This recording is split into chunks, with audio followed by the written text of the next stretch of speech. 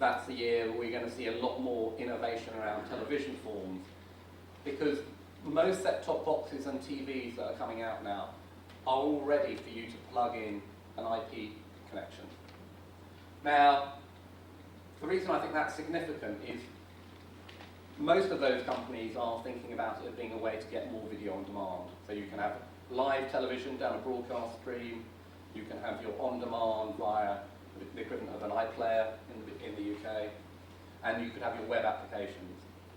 But when you can mash all of those together, you can theoretically have a TV show which comes to a typical cliffhanger.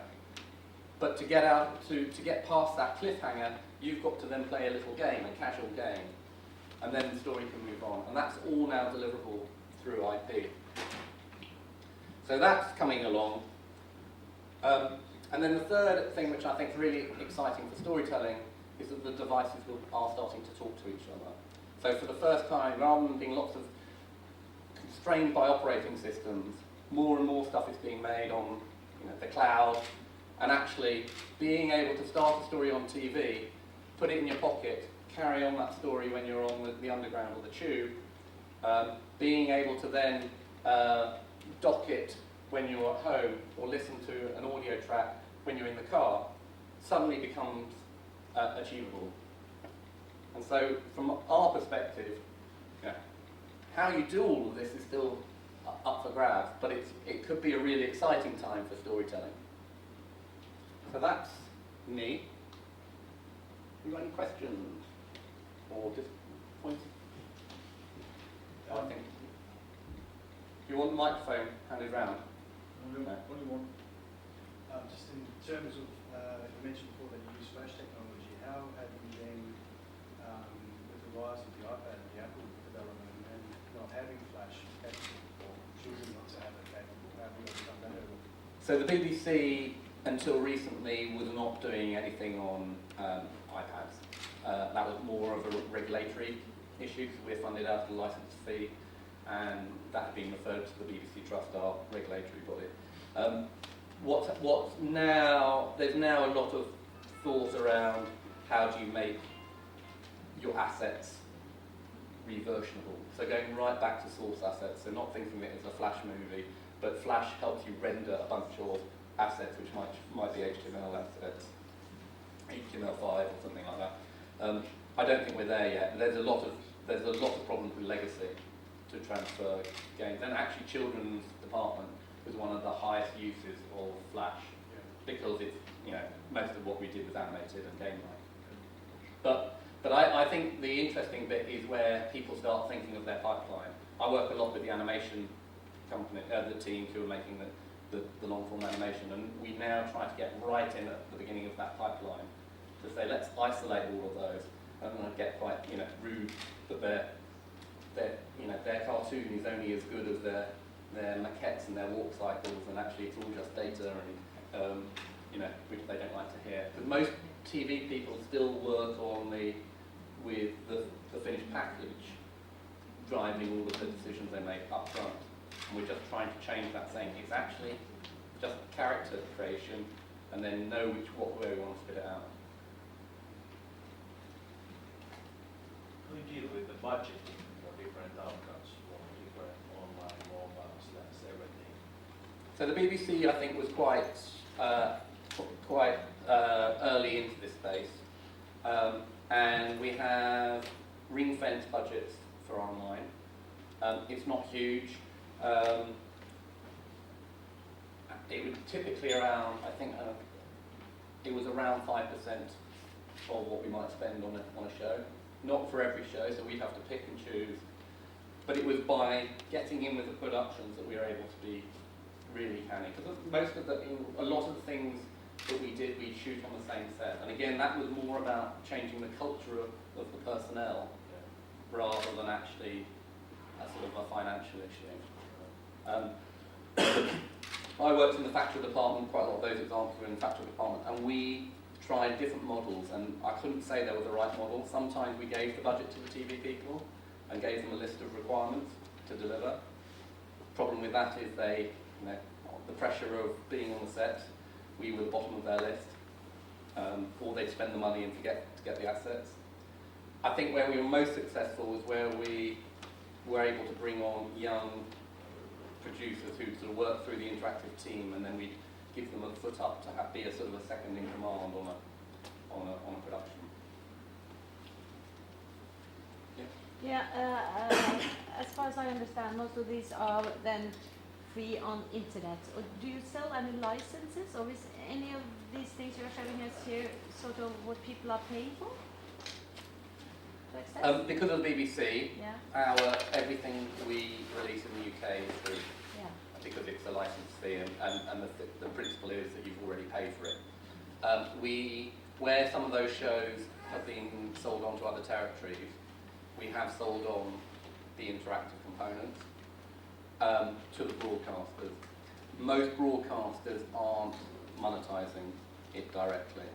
However, when you look at the sort of preschool space, all the things that we were doing online, if you look at the app stores now, there are lots of paid-for applications, and it's a really, I think it's a really interesting growth market, because what the app store has done has sort of changed the model. It's not, we all grown up believing content is free, but what applications have done is it's about you're paying for convenience and packaging and I think that and service in a lot of cases, and that seems to be why people are prepared to pay for it as long as the price point's right.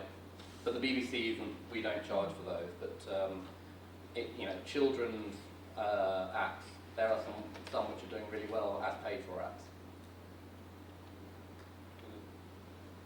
I was wondering, at the moment TV is more of a lean back medium, so people are sitting in their couch and just watching and consuming, whereas the PC is lean forward and you proactive, like play a game on BBC website or whatever. At least in Germany, interactive TV hasn't really kicked off, and I don't think it has been used a lot or has been a big success at all. So with IP TV coming up, what do you think? Do you think that's really going to be used a lot? Because still people are sitting in their couches, they're leaning back. Okay, so I make a distinction between TV as a piece of furniture and TV as being that old medium that we're used to. So TV is a piece of furniture, not true anymore. No, most go into a household where their kids, they're used to having their games console, an interactive sit-forward experience on that piece of furniture. We're used to it. So being able to now get that from not just because you bought a console game and you put it in your console, but being able to get your weather or whatever, that will change. And I think a lot of this is about behaviour change. I don't think that all television will become lean forward, but I do think actually quite a bit of television is lean forward. So if you watch a quiz show, you're not sitting forward doing that, but you are mentally trying to get to the question before those contestants. So one of the areas I'm looking at right now is quiz shows. Because if I could, rather than shout at the television, I can actually log it, know, and also my friends are in another house doing it, and I can know that I'm doing better than them, or then maybe post it to Facebook.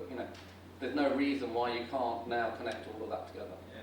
So you think the difference between, let's say, interactive TV and IPTV is the opportunity to connect with other people that are using the same application? I think it's better that the interactive TV was very limited by the technology. It wasn't really interactive. It wasn't a proper on-demand platform. It was all pretend on-demand. It gave the illusion of being on-demand.